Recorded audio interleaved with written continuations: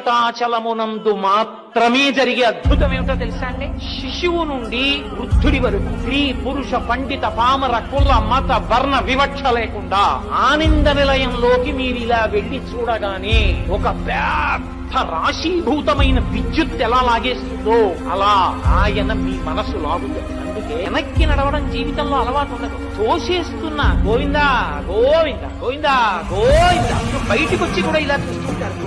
ఒక్క ఆనంద నిలయం దగ్గరికి వచ్చేటప్పటికి మాత్రం మీరు వెళ్ళమన్నా వెళ్లకుండా ఆయన వెనక